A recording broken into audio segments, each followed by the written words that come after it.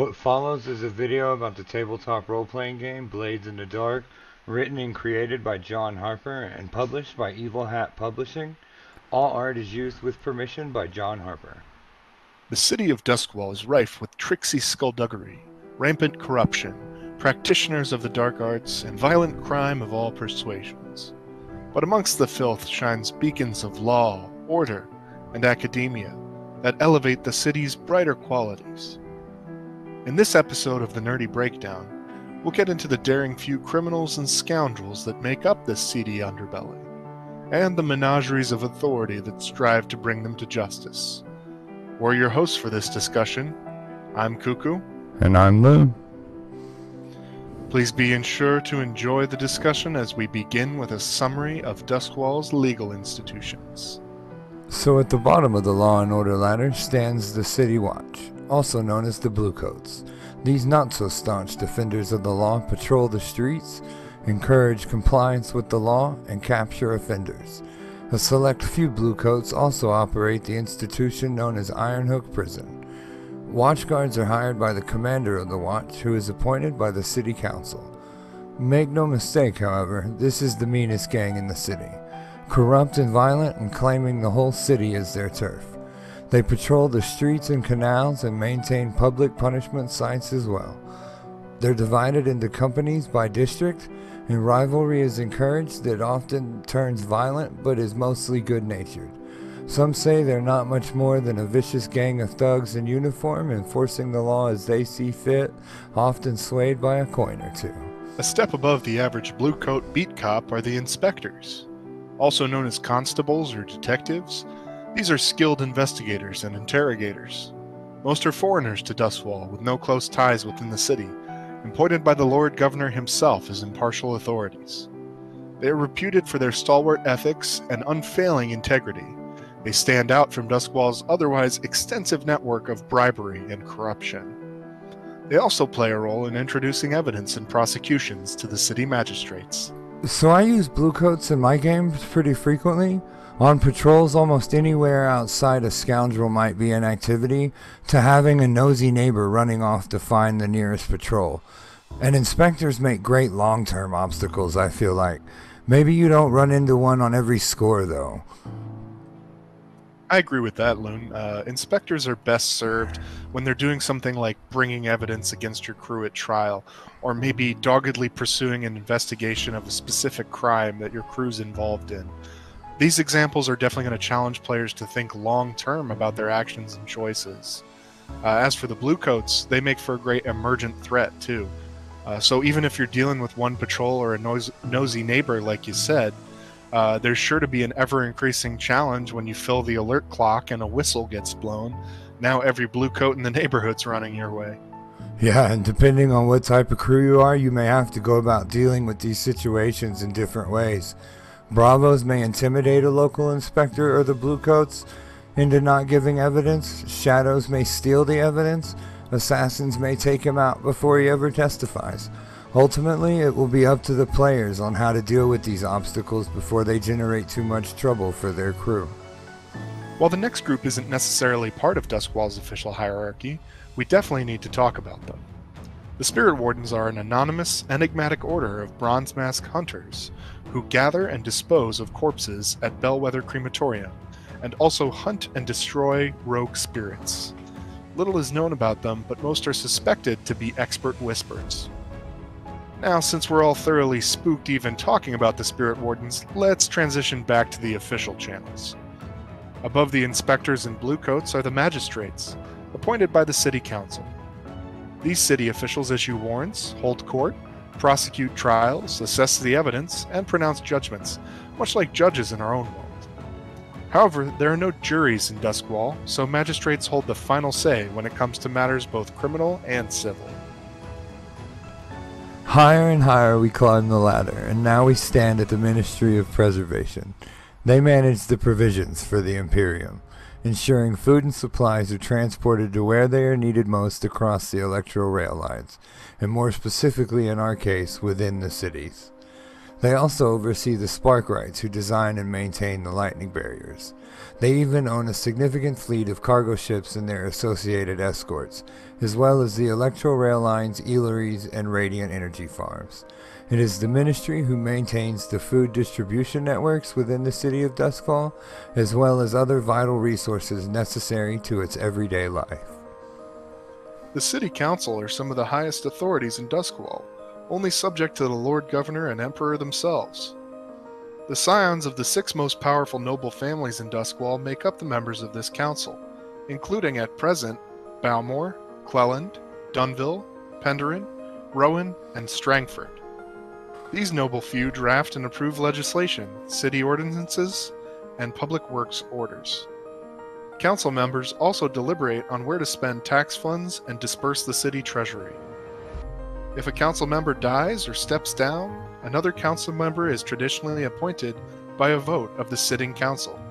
Truly, the council is a place where the power of the wealthy and nobility of Doskvol is strongly concentrated. Even these higher authorities can have an impact on the game for your players. The Ministry will have officials at Gaddock Rail Station or at the docks inspecting cargo manifests. The Council, despite being a singular entity, is definitely not a unified front, and Spirit Wardens can arrive quickly on scene of a death due to the bells of the Bellwether Crematorium and their Deathseeker crows. Exactly, Loon. These higher-ups definitely still impact events all the way to the bottom of the pile. Half the council's trying to oust Strangford, and that is definitely going to impact what public works get done and what laws get passed within the city. As for ministry officials, you've got great opportunities there for the skills of slides and spiders to shine as they flaunt their false imperial orders and talk their way out of inspections. But those spirit wardens, maybe best to avoid them altogether. They give me the creeps. That's for sure, Cuckoo. Standing at the top of the ladder is the Lord Governor. He oversees imperial interest in Doskvol and enforces edicts from the immortal Emperor himself. He is in command of the imperial military garrison and the warships in the city, and also breaks ties on the city council if needed. He's appointed directly by the Emperor. He is the figurehead that leads the hierarchy of authority that strives to keep the city of Doskvol in line. This powerful hierarchy strives to keep the lower classes of the city in subjugated servitude. But sure enough, there are some who try to worm their way out of poverty through illegal means. High society might see these daring folks as criminals, scoundrels, or even villains. But some of these underworld organizations manage to ascend to positions of power and privilege, like the Unseen and the Hive. The Unseen are an insidious criminal faction that are said to infect every level of every institution of Doskvol. Membership is strictly a secret. So secret, in fact, that its leaders are not known by name, but known only by alias, such as the Tower, the Star, and Gruel. It is said that the perfect secrecy of the Unseen is directly a result of arcane ritual. Non-members who manage to learn the identity of a member fall victim to a curse that removes the memory from their mind mere moments later. An almost invisible organization, they run vice dens and extortion rackets across the city without people ever knowing they are paying up to the Unseen. The Hive is a bit different, as an Empire-recognized merchants guild that oversees a plethora of legitimate businesses and contracts. However, the legal side of their business is merely a cover for their much more profitable trafficking in contraband and people. They boast a massive treasury and horde of elite mercenaries on retainer, and are known for their symbol, a golden bee. Despite their relative moral flexibility, they often refuse to deal with occult or arcane elements of the underworld, as they foolhardily reject superstition. But not every gang is as lucky or as prominent as the Hive or the Unseen. The underworld is in a constant war of attrition. Many factions and gangs don't survive at all, with those that do rise to the top becoming the very thing they strove against in the first place. What with absolute power corrupting absolutely and all. And so this cycle of violence constantly perpetuates itself, leaving you, the GM, to decide which factions rise and fall in your version of Doskvol. influenced of course by your player's actions and the rolls of some fortune dice to influence a handful of these factions' clocks. Despite all this infighting between underworld elements and the authorities, Doskvol is still peaceful enough to play host to the best educators and academic institutions in the Empire.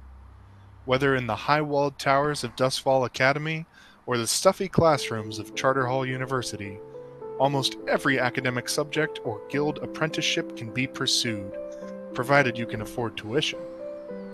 Doskvol Academy is primarily known for its services to the Church of the Ecstasy of the Flesh, which is what passes for the primary religion of the Empire.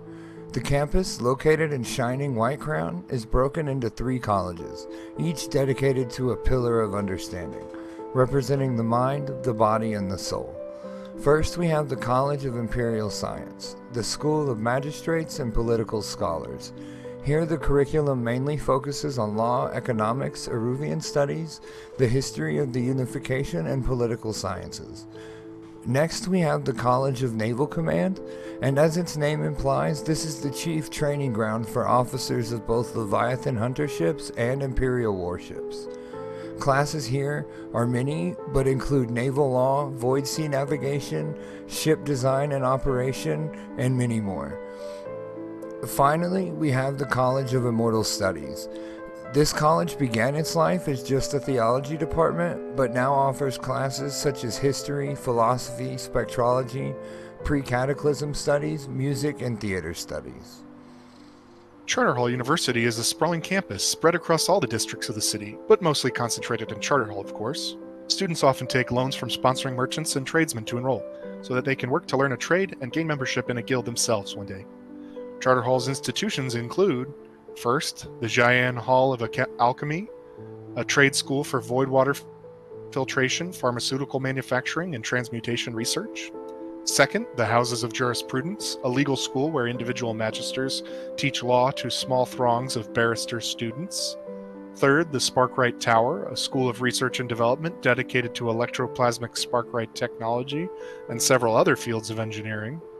And finally, last but not least, the Moreland Hall of Unnatural Philosophy, where metaphysics, demonology, and spectral philosophy are the main topics of instruction.